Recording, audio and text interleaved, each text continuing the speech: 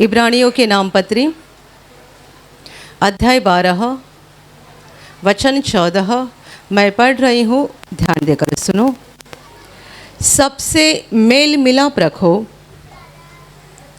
और उस पवित्रता के खोजी हो जिसके बिना कोई प्रभु को कदापि न देखेगा। Hallelujah, hallelujah, hallelujah, hallelujah, hallelujah.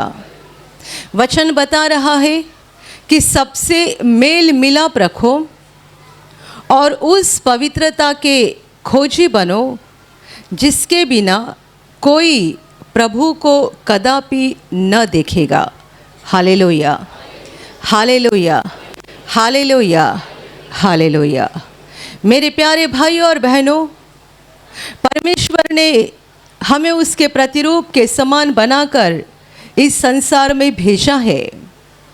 उसके प्रति और उसके पीछे परमेश्वर का मकसद है, उद्देश्य है। हर मनुष्य प्राणी जो इस संसार में पैदा होता है, जन्म होता है, उसके पीछे परमेश्वर की योजना है और हर मनुष्य के लिए परमेश्वर कुछ तो चाहता है। हम यूं ही पैदा नहीं होते हैं, यूं ही इस संसार में अपने जीवन को व्यतीत नहीं करते हैं और यूं ही खत्म नहीं होते हैं। परमेश्वर ने हर मनुष्य को अपने प्रतिरूप के समान बनाया है, तो हमारे जीवन के पीछे और जिंदगी के पीछे परमेश्वर की योजना है। Hallelujah, hallelujah, hallelujah. संसार में जन्म लेने वाला हर एक मनुष्य जैसे जैसे उम्र में बढ़ते जाता है, वैसे वैसे पाप में बढ़ते जाता है, गंदगी में, अधर्म में, अपवित्रता में बढ़ते जाता है और ऐसी जिंदगी बिताकर एक दिन वो मर जाता है। सालों साल जब से परमेश्वर ने पहले मनुष्य को बनाया, तब से लेकर आज के दिन तक गए 6000 वर्ष धरती पर यही चल रहा है।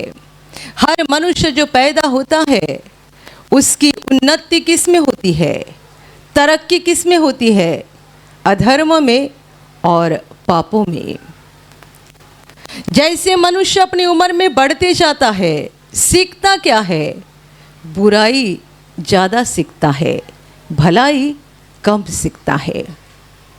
भले रास्ते से चलना, अच्छाई से चलना कम सीखता है और बुराई से चलना ज़्यादा सीखता है। एक तरफ से हमारे स्कूल या कॉलेज की पढ़ाई शुरू रहती है और हमें ऐसा लगता है कि हमारी तरक्की हो रही है, उन्नति हो रही है, पर वास्तविकता में ये तो केवल बाहरी बात है। सच्चाई में हम पापों में बढ़ते जाते हैं। Hallelujah, hallelujah. मैंने कुछ दिन पहले एक व्यक्ति के बारे में सुना, बड़ा अजीब लगा। पति पत्नी दोनों डॉक्टर है, उनको 2 बेटियां हैं, छोटी छोटी, और पति अपने पत्नी का छल कर रहा है, बेटा नहीं हो रहा है इसके लिए। सुनकर अजीब लगा, क्योंकि दोनों पति पत्नी डॉक्टर है, अनपढ़ नहीं है। अनपढ़ गवाह रहते तो बोलते कि इनकी समझ में कुछ नहीं आता है, इन्हें तो बस बेटा ही चाहिए। डॉक्टर पति पत्नी, पत्नी का छल किया जा रहा है, बेटा नहीं हो रहा है इस बात के लिए। बताइए, मनुष्य की तरक्की कहाँ है, उन्नति कहाँ है, प्रगति कहाँ है? और ये हर मनुष्य की हालत है। बाहरी बात ऐसा लगता है कि हम बहुत पढ़े लिखे बनते जा रहे हैं, या दुनिया में हमें बड़ा मान सम्मान मिलते जा रहा है, या बाहर से हम बहुत अच्छे दिखाई देने लगे, हमारा कपड़ा बदल गया, हमारा घर बदल गया, हमारे पास गाड़ी आ गई, बड़ा घर हो गया, बड़ी बड़ी बातें। अंदर से हमारी सच्ची तरक्की और उन्नति ये है कि हम अधर्म में बढ़ते जा रहे हैं, पापों में बढ़ते जा रहे हैं और बुरी बातें ज़्यादा सीख रहे हैं। Hallelujah, hallelujah, hallelujah, hallelujah. और यदि कोई दूसरे को फंसा सकता है, यदि कोई दूसरे को फंसा सकता है, लूट सकता है, तो लोग समझते हैं ये बुद्धिमानी मनुष्य है, होशियार है। और यदि किसी को ये बात जमती नहीं है, किसी को फंसाना, लूटना, ऐसा कुछ जमता नहीं है, बस सीधे साधे तरीके से अपने ज़िंदगी को व्यतीत करते हैं, तो उन्हें लोग समझते हैं ये अनपढ़ गवार है। इसको फंसाने का कैसा, लूटने का कैसा और अमीर कैसा बनना कुछ समझ में नहीं आता है।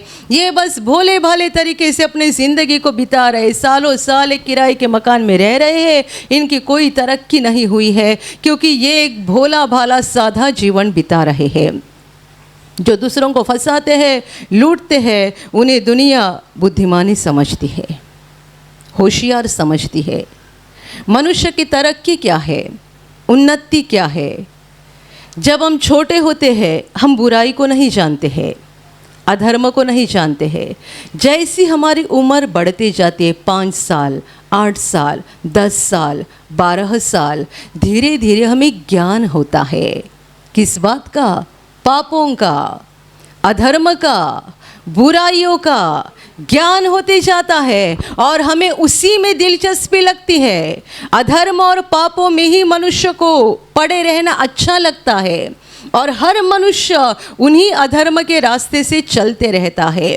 उम्र बढ़ती जाती है, दिल कड़क बनते जाता है, दिल कड़क बनता है, क्योंकि दिल के अंदर का प्रेम खत्म होता है। आपने एक छोटे बच्चे को देखा होगा, 1 साल का या 10 महीने का, वो अपने मम्मी पापा के साथ कैसा बर्ताव करता है। मम्मी उसको दिखाई देती है, पापा दिखाई देता है, वो कूदने लगता है। 1 साल का बेटा माँ को देखने के बाद कूदने लगता है। यही बेटा 25 साल का होता है, माँ को देखता है, अपना मुंह घुमाता है। क्या हो गई? तरक्की, उन्नति। 1 साल का था तब वो मम्मी मम्मी करके मम्मी के पीछे पीछे दौड़ता था। अभी 35 साल उम्र हो गई, उसका भी परिवार हो गया, उसकी भी औरत बच्चे हो गए। अभी माँ उसको बोझ लगने लगी है, तो माँ सामने आ गई कि वो अपने चेहरे को मुड़ लेता है। लगता है यदि दूसरे भाई के घर पे जाके रहेगी तो अच्छा हो जाएगा। पहले माँ की हर बात उसको कितनी प्यारी लगती थी, अभी माँ ने एक वाक्य भी बोला कि उसको गुस्सा आता है। बेटा 13-14 साल का हो गया और मम्मी ने उसको कुछ समझाया कि वो बोलता है बस कर, अभी मैं छोटा नहीं हूँ, बड़ा बन गया हूँ। 2 रोटी कमाने की अक्ल अभी तक आई नहीं है। दोपहर 12 बजने के बाद मम्मी को बोलता है खाना तैयार है क्या? शाम को 7 बजे बोलता है 10 रुपए दीजिए, जरा वड़ा पाव लेना है।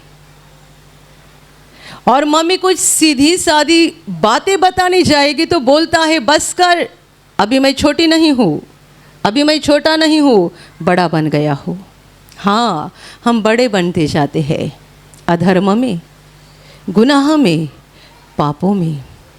दिल में से प्रेम सूखते जाता है, सूखते जाता है, सूखते जाता है और दिल कड़क कड़क कड़क बनता है। और जितनी उम्र बढ़ती जाती है उतनी पाप की गंदगी बढ़ती जाती है। दिल पत्थर के समान कड़क बनता है और फिर हमारी ज़िंदगी में तरह तरह की बीमारियां, परेशानियां, संकट आना शुरू होता है, क्योंकि हमने अपने दिल को कड़क बना के रखा है। तो हमने शैतान के लिए दरवाज़ा खोल दिया है। वो दुष्ट अंदर आके हमारा पूरा नुकसान करता है और अंत में वो हमारी आत्मा का विनाश करता है। Hallelujah, hallelujah. क्या परमेश्वर ने हमें इसीलिए धरती पर भेजा था? दूसरों को फंसाने के लिए, लूटने के लिए, गलत काम करने के लिए, सारी बुरी बातें करने के लिए, पापों में अपना जीवन व्यतीत करने के लिए और मरने के बाद नरक में जाने के लिए। परमेश्वर ने दुनिया के हर मनुष्य को, हर मनुष्य, यानी चाहे वो शराब पीकर रास्ते के किनारे पे पड़ा हुआ है तो वो भी परमेश्वर के प्रतिरूप के समान है। हर मनुष्य को परमेश्वर ने अपने प्रतिरूप के समान बनाया है और ये परमेश्वर की इच्छा है, उसकी योजना है कि हम उसके प्रेम में बने रहे, उसके रास्तों से चलते रहे। यदि हम उसके वचनों में बने रहेंगे तो उसके प्रेम में भी बने रहेंगे। इस धरती पर हम परमेश्वर के साथ साथ चलते रहेंगे। यद्यपि हम प्रभु को देखते नहीं हैं अपनी आँखों से, क्योंकि हम शारीरिक मनुष्य हैं और बाइबल कहती है परमेश्वर आत्मा है, तो हम इन शारीरिक आँखों से उसे देखते नहीं हैं, पर हम आत्मा में परमेश्वर के साथ जुड़कर उसके साथ साथ चलते रहे और एक दिन उसकी अनंत महिमा में पहुँचे जहाँ वो सिंहासन पर विराजमान है। हम उसे देखें, हंसते रहे, खुश हो जाए, हमारे सृष्टिकर्ता को, जीवनदाता परमेश्वर को हम देखें और उसी के साथ अपना अनंत काल बिताए। यह है परमेश्वर की योजना आपके लिए, मेरे लिए और दुनिया के हर मनुष्य के लिए। Hallelujah, hallelujah. अभी जो हमने वचन पढ़ा उस वचन का पहला भाग कहता है सबसे मेल मिलाप रखो। बाइबल में यह संदेश बहुत बार दिया है। क्यों दिया है? यदि हम वैसा करते तो परमेश्वर को यह संदेश देने की जरूरत ना पड़ती। सबसे मेल मिलाप रखो, सबों के साथ शांति से बर्ताव करो, सबों के साथ शांति से रहो, सबों के साथ प्रेम से बर्ताव करो। परमेश्वर यह संदेश और यह आज्ञा मनुष्यों को बार बार दे रहा है और इसकी हमें बहुत ज़रूरत है। हम इंसान बनकर दुनिया में ज़रूर आए हैं, पर एक जानवर की तरह अपने ज़िंदगी को बिता रहे हैं। परमेश्वर ने हमें जानवर नहीं बनाया है, उसने हमें इंसान बनाया है। आप जानते हैं दुनिया में इतना बुरा चल रहा है, इतना बुरा, तो भी आप बताइए परमेश्वर दुनिया को अभी भी ख़त्म क्यों नहीं कर रहा है? कई दिन पहले मुझे एक भाई बता रहे थे कि कैसे दुनिया में गलत गलत बातें होती है, लोग कैसे फंसाते हैं, कैसे दूसरों के साथ व्यवहार करते हैं। मैंने 5-10 मिनट सुना और मेरा सर इतना भारी हो गया। मैंने कहा बस, मैंने अपने मन में कहा बस मुझे अभी आगे सुनना नहीं है। और अपने पास बैठे हुए बहन को मैंने कहा कितने खतरनाक लोगों को परमेश्वर दुनिया में पाल रहा है। इतने खतरनाक लोग हैं संसार में, तो भी ये परमेश्वर का दिल कितना बड़ा होगा कि उनको हर दिन सुबह जगाता है, उनको सूरज की रोशनी देता है, उनको पानी देता है, हवा देता है। इतने खतरनाक, इतने दुष्ट और इतने भयानक लोग संसार में हैं जो इंसान के साथ एक राक्षस की तरह, दानव की तरह बर्ताव करते हैं, तो भी परमेश्वर ऐसों पर भी अपना प्रेम दिखाता है। Hallelujah, hallelujah. एक मनुष्य ने दूसरे का मर्डर किया तो ऐसा नहीं होता है कि जिसने दूसरे का मर्डर किया उसको परमेश्वर तुरंत जान से मार डालता है। होता नहीं है ऐसा। आप देखो संसार में और आप अपनी ज़िंदगी में देखो, आपने भी जीवन में कितने बुरे काम किए हैं, तो भी परमेश्वर ने हमें ख़त्म नहीं किया। हर दिन सुबह वो जगाता है, वो कहता है मेरे बेटे मैं तुझसे प्रेम करता हूँ, मैंने तुझे मेरे प्रतिरूप के समान बनाया है, मैं चाहता हूँ एक दिन तू बदल जाए, सुधर जाए, मेरे प्रेम को पहचान ले और गलत रास्ते को छोड़कर सच्चाई के रास्ते से चलना शुरू कर दे, ताकि एक दिन तेरी आत्मा नरक में नहीं बल्कि अनंत जीवन में आए और तू हमेशा हमेशा के लिए मेरा बन जाए। Hallelujah, hallelujah.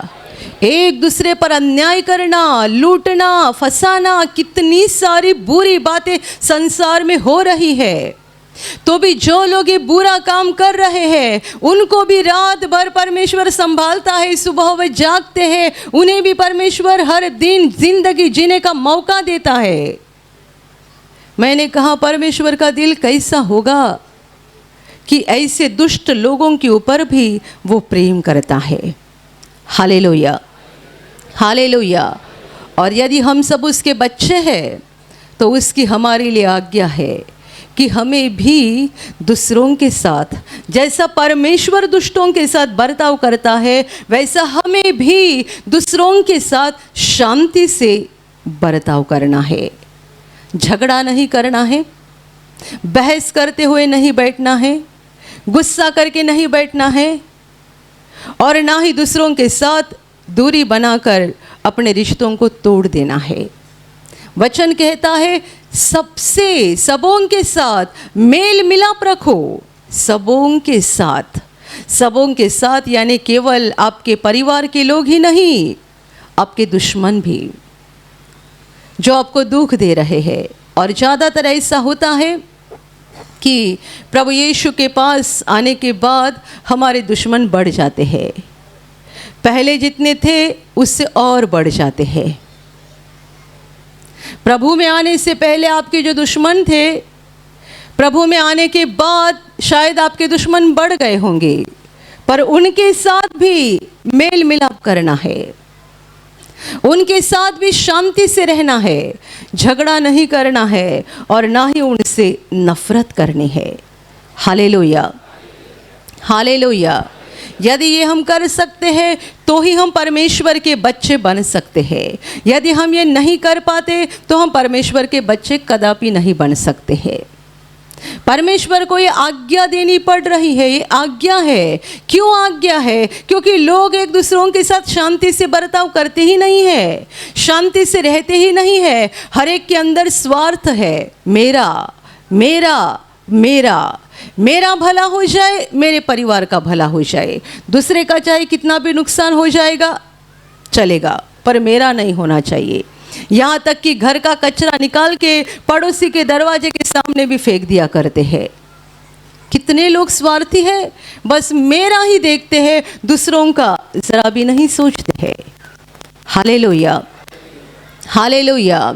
और परमेश्वर को यह बात जरा भी पसंद नहीं है, और इसीलिए हमें अपने आप में ये बदलाव करना बहुत ज़रूरी बात है कि गुस्सा, नफरत यदि हमारे अंदर पैदा हो गई तो भी हमें तुरंत उसको निकाल देना है और सबों के साथ प्रेम से, नम्रता से बर्ताव करना है, शांति से बर्ताव करना है। यदि कोई आपको नज़दीक रखना नहीं चाहता है या कोई आपका सहवास नहीं चाहता है तो आप उनसे दूर हो सकते हैं, पर उनके लिए अपने मन में नफरत नहीं रख सकते। यदि कोई चाहते कि आप उनसे बातें ना करें, आप उनके पास खड़े ना रहे, आप उनके नज़दीक ना जाए, कोई बात नहीं, आप उनसे दूर हो जाएगा, पर उनसे नफरत नहीं रख सकते हैं, गुस्सा नहीं रख सकते हैं। वचन कहता है कि सबों के साथ मेल मिलाप रखो। हमारा परमेश्वर बुरे से बुरे लोगों के ऊपर भी प्रेम करता है। बाइबल कहती है कि वो धर्मी के ऊपर भी मेह बरसाता है, अधर्मी के ऊपर भी बरसाता है। धर्मी को भी सूरज की रोशनी देता है, अधर्मी को भी देता है। वो ऐसा परमेश्वर है, सबको सुधारने का मौका देता है, सबको बदलने का मौका देता है। और यदि हमारा बाप ऐसा बर्ताव करता है तो उसकी आज्ञा है कि हमें भी उसी तरह बर्ताव करना चाहिए। Hallelujah, hallelujah, hallelujah. ये केंद्र में ऐसी थोड़ी बहुत गवाही आई है कि लोगों ने कैसे अपने दुश्मनों के साथ मेल मिलाप किया है। जब मैं उन गवाहियों को सुनती हूँ मुझे बहुत अच्छा लगता है। किसी का कैंसर ठीक होता है या किसी का डायबिटीज़ ठीक होता है, उससे ज़्यादा मुझे ये गवाही अच्छी लगती है जहाँ मनुष्य का दिल बदलता है और नफ़रत और गुस्सा निकल जाता है। एक गवाही मैंने कई बार बताई है। एक भाई ने आकर यहाँ गवाही दी थी और उसका प्रार्थना में आने का कारण क्या बन गया, तो उसकी सगी बहन, उसने कहा मेरी बहन हमारे घर वालों के साथ इतना गुस्सा की थी, इतनी नाराज़ थी कि सालों साल वो अपने मायके नहीं आई थी। हम बहुत दुखी थे कि हमारी बहन हमसे बात नहीं करती है, झगड़ा करके निकल गई, सालों साल हो गए। वो हमारे घर आनी चाहिए, इसके लिए हमने कितनी सारी कोशिश की, पर वो किसी की नहीं सुनती थी, ना माँ की सुनती थी, ना किसी भाई का सुनती थी, किसी की नहीं सुनती थी और कितने साल अपने मायके आई नहीं। एक दिन अचानक वो आ गई, इतने सालों के बाद अचानक हमारे घर आ गई और सबों के साथ बड़े प्यार से बातें करने लगी। तो ये भाई कहते मुझे अचंभा लगा और मैंने उससे कहा, दीदी इतने साल तू यहाँ पे आई नहीं और अचानक कैसे आ गई और आज तो इतने खुल के कैसे बात कर रही है। उसका जवाब था, मैं कुछ महीना से नायगांव में एक जगह प्रार्थना घर में प्रार्थना में जाने लगी हूँ और जब से मैं वहाँ प्रार्थना में जाने लगी मेरा दिल बदल गया है और मेरे दिल से तुम्हारे लिए जो भी नफरत थी, गुस्सा था, सब निकल चुका है। ये भाई अपनी कुछ गवाही देने आए थे, पर उन्होंने कहा ये घटना थी, मुझे कारण बन गया यहाँ आने के लिए। मैंने सोचा कि मुझे जाकर उस जगह को देखना है कि ऐसा क्या हो गया कि वहाँ जाने के बाद मेरी बहन बदल गई। इतने साल हमने कोशिश की, हमारी इतनी इच्छा थी, तो भी वो हमारे घर आई नहीं, ना ही हमसे बात की। और ऐसी कौन सी जगह है जहाँ जाने के बाद वो हमारे घर आ गई और इतनी प्रेम से बातें करने लगी। और बस मैं उस जगह को देखने के लिए इस प्रार्थना घर पहुँच गया। Hallelujah, hallelujah, hallelujah. वो हमारा बाप है, हम उसके बच्चे हैं। यदि हम बच्चे हैं तो जैसा बाप बर्ताव करता है वैसा ही बच्चों का भी बर्ताव होना चाहिए। कोई आपको गालियाँ दे रहे हैं तो आप नहीं दे सकते। कोई आपको लूट रहे हैं तो आप भी उल्टा उसको नहीं लूट सकते। कोई आपके साथ बुरा व्यवहार कर रहे हैं तो आप भी उल्टा उसके साथ बुरे व्यवहार नहीं कर सकते हैं। यदि वैसा करने लगे तो उनमें और आप में कोई अंतर नहीं रहेगा। वो गालियाँ दे, आप उनको आशीर्वाद दे देना। वो आपको श्राप दे, आप उनको आशीर्वाद देते जाइएगा।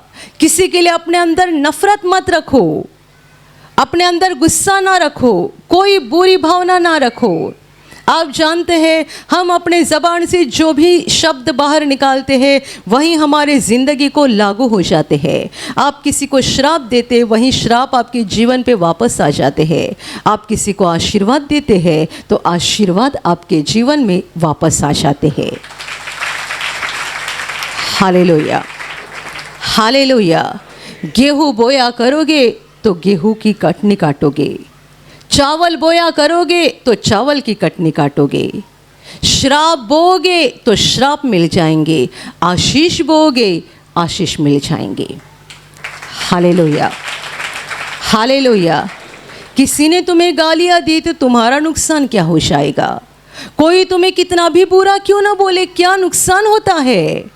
हमारा जीवन किसी मनुष्य के हाथ में नहीं है, उस सर्वशक्तिमान परमेश्वर के हाथ में है।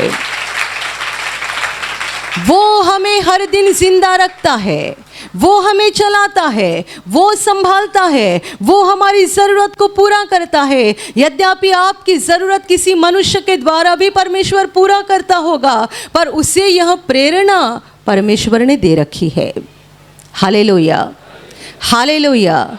इसीलिए सबों के साथ मेल मिलाप रखो, शांति से, प्रेम से जीवन बिताओ और अपने अंदर से सारा गुस्सा निकाल दो। वचन का दूसरा भाग कहता है कि उस पवित्रता के खोजी बन जाओ जिसके बिना कोई परमेश्वर को कदापि देख नहीं पाएगा।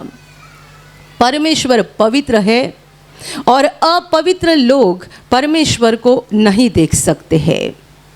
वास्तविकता में हम सब ही अपवित्र है, सब पापी है। तो हम में से कोई इस बात के लायक नहीं है कि हम परमेश्वर को देखें। पर हमारे लिए एक बड़ी उम्मीद और बड़ी आशा ये है कि हमें पवित्र बनाने के लिए ही पवित्र परमेश्वर का पवित्र पुत्र यीशु मसीह इंसान बनकर धरती पर आया और हमारे पापों को उठाकर उसने क्रूस पर बलिदान किया। प्रभु यीशु ने कुछ अधर्म या पाप किए थे, इसीलिए उसे क्रूस पे नहीं लटकाया गया, बल्कि वो हमारे पापों के लिए कुचला गया।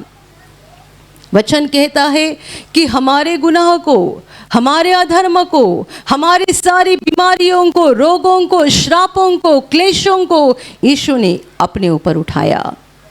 वो हमारे लिए बलिदान हुआ और उसने अपना पवित्र लहू बहाया।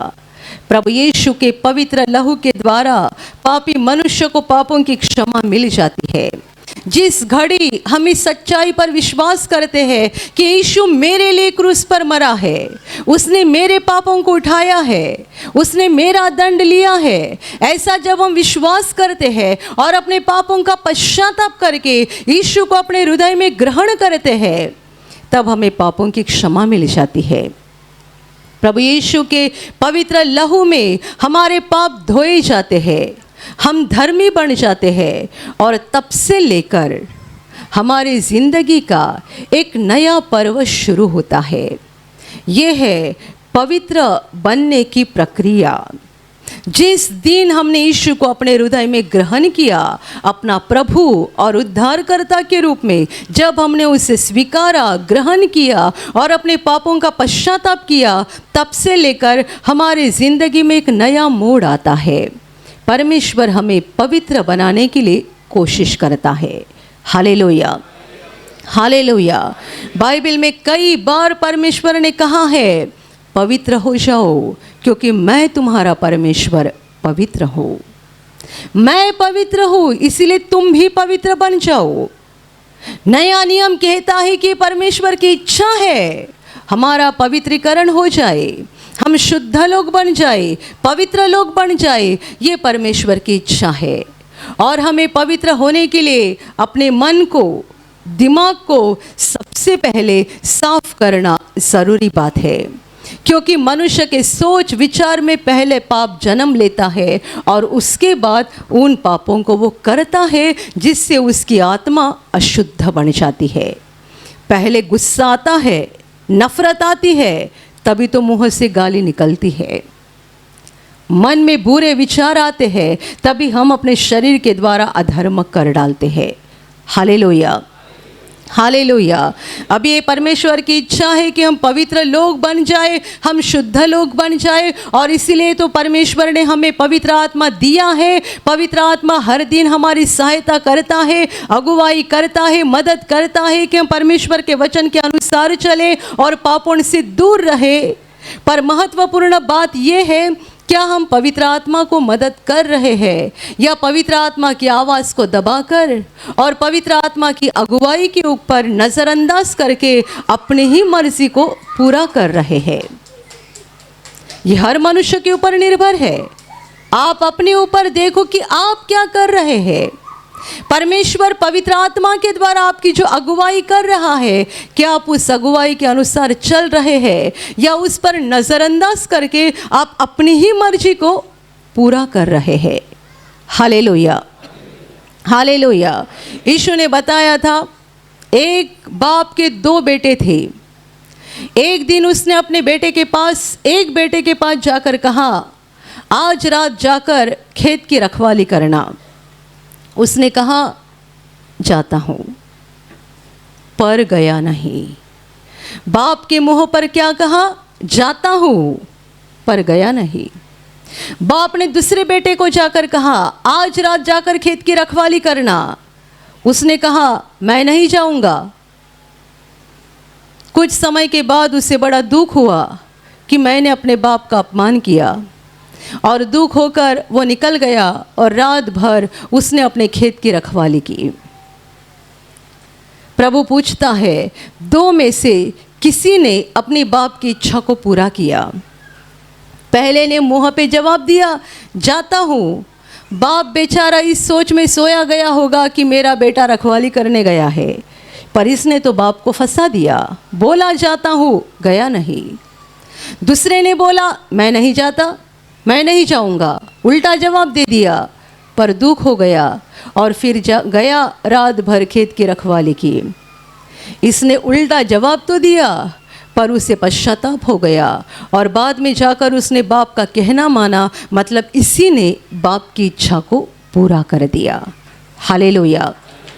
कई लोग अच्छा गाना गाते हैं, हालेलुया बोलते हैं, तालियां बजाते हैं, प्रार्थना करते हैं, बाइबल पढ़ते हैं, परमेश्वर की इच्छा पर चलते ही नहीं है, चलते ही नहीं है।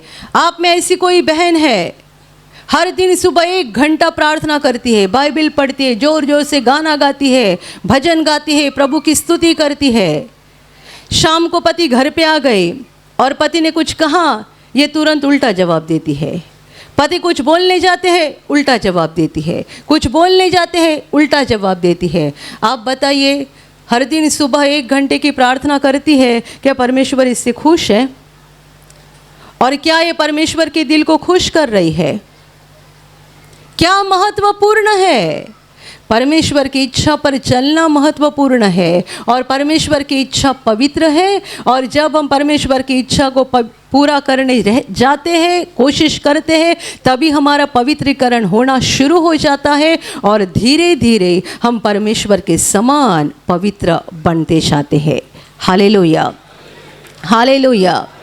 ये हमारी खुद की इच्छा होनी चाहिए, हमारी खुद की इच्छा कि हम परमेश्वर की इच्छा के अनुसार चले। कई लोग प्रार्थना में एक संत सभ्य की तरह नजर आते हैं और बस यहाँ से बाहर चल दिए कि एकदम बेकार का जीवन उनका शुरू होता है। ऐसे भी प्रार्थना में आने वाले भाई हैं जो यहाँ हालेलुया बोलते हैं, बाहर जाने के बाद मुंह में तम्बाकू डालते हैं। और कई भाइयों को बाहर जाने की ज़रूरत नहीं पड़ती है, बाथरूम में जाते हैं, मुंह में तम्बाकू डालते हैं और आकर बैठते हैं जैसा कि हम एकदम सभ्य है। एक ने बाप से कहा जाता हूँ, गया नहीं, बाप को फंसाया। दूसरे ने चेहरे मुँह पे बोल दिया मैं नहीं जाऊँगा, पर बुरा लगा और गया। आप 2 में से कौन से प्रकार के बेटे हैं? आप खुद देखिएगा। परमेश्वर की इच्छा है हम पवित्र बन जाएं। परमेश्वर की इच्छा है कि हम उसके वचन पर चलते रहे। जो उसके वचन पर चलते रहेंगे वे पवित्र बन जाएंगे। आप मुंह खोल रहे हैं और किसी व्यक्ति की निंदा कर रहे हैं, अंदर से पवित्र आत्मा बोल रहा है मत बोल, मत बोल, तू भी तो एक पापी व्यक्ति है, तुझे दूसरों पर इल्ज़ाम लगाने का कोई हक नहीं बनता। तो भी आप बोलते जाते हैं, अंदर से जानते हैं कि मैं गलत कर रहा हूँ। कितने बार ऐसा होता है कि लोग कहते हैं अंदर से मुझे लग रहा था कि मैं ये ना करूँ, मैं ये ना बोलूँ, तो भी मैंने कर दिया, तो भी मैंने बोल दिया। कोई उठकर बाथरूम में जाते हैं, तभी जब वो जाते हैं कोई तो उनसे बात करता है और कहता है मत कर ऐसा, मत कर ऐसा, मत कर ऐसा। एक बहन ने गए सप्ताह यहाँ पर गवाही दी।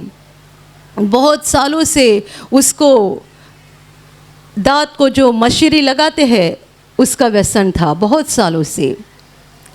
निवासी शिविर में गई और शिविर में उस चीज़ को समर्पण कर दिया, उसके बाद भी छोड़ा नहीं। चीज़ को समर्पित कर दिया तो भी छोड़ा नहीं, घर आने के बाद उसको शुरू ही रखा। और वो बोलते उसके बाद जब जब मैं उसको उठाती थी लगाने के लिए, मुझे आँखों के सामने प्रभु का क्रूस दिखाई देता था और जैसे क्रूस दिखता था मेरे अंदर बहुत डर लगता था। ऐसा बहुत बार हो गया और डरने के कारण आखिर मेरी यह आदत छूट गई। हालेलुया। कोई भाई बहनों ने ऐसी भी गवाही दी है कि शराब शिविर में जाने के बाद छूट गई थी, दोबारा जाकर शराब पी, उसके बाद इतनी उल्टी हो गई, इतनी उल्टी हो गई कि 4 दिन बिस्तर पर लेटे रहे, उसके बाद दोबारा शराब का नाम नहीं लिया। इसका मतलब क्या है? प्रभु हमें सुधारने की कोशिश करता है पर हम सुनते नहीं हैं, सुनते नहीं है। तो जैसे कि एक बाप अपने बेटे को सुधारने के लिए शुरू में धीरे से बोलता है, धीरे से बोलता है, हल्की सी थप्पड़ लगाता है, सुनता नहीं तो लाठी लाके जोर से फटका मारता है, वैसा प्रभु हमें शुरू में धीरे धीरे कोशिश करता है। नहीं सुनते हैं तो लाठी से फटका मारता है। उसकी क्या इच्छा है? हम पवित्र बन जाए। कोई यहाँ से उठकर बाथरूम में जा रहा है तंबाकू मुंह में डालने के लिए, तब अंदर से बोल रहा है कोई तो, और वो और कोई नहीं परमेश्वर है जो आपको रुका रहा है, मत जा, मत कर, मत कर, तो भी हम उसको दबाते हैं। Hallelujah, hallelujah. कोई बहन आज शाम घर पे जाएगी और देखेगी पड़ोसी ने मेरे घर के सामने कचरा ला के डाला है, गुस्से से खड़ी हो जाएगी, उल्टा सीधा बोलने लगेगी। पति बोलेगा मत बोल, चुप रहे, चुप रहे, चुप रहे। पति बोलता है मत बोल, तो भी ये सुनती नहीं है और बहुत उल्टा सीधा बोलेगी, बहुत झगड़ा करेगी और सब होने के बाद अंदर आएगी, हाथ पैर कांपने लगेंगे, प्रार्थना घर में फ़ोन करेंगी, जरा प्रार्थना करो, मुझे थोड़ी बेचैनी हो रही है। पर पति बोल रहे थे ना आपको मत बोल, मत बोल, छोड़ दे, जाने दे। परमेश्वर हमें सुधारने की कोशिश करता है, बदलने की कोशिश करता है, पर हम उससे कितनी सहायता करते हैं ये महत्वपूर्ण है। हालेलुया।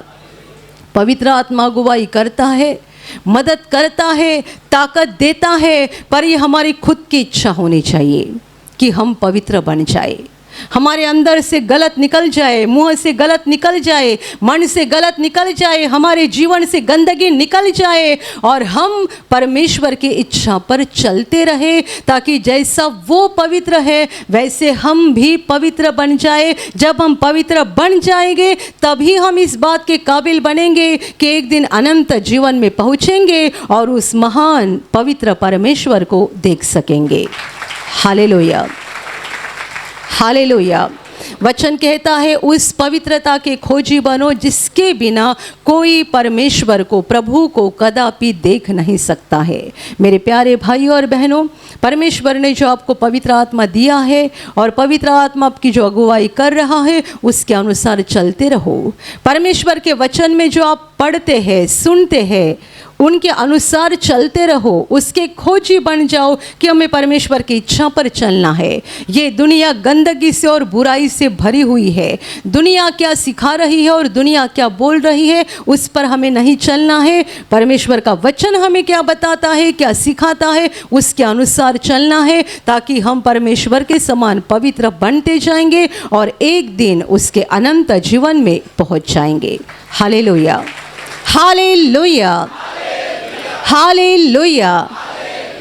और अभी प्रार्थना करने का समय है।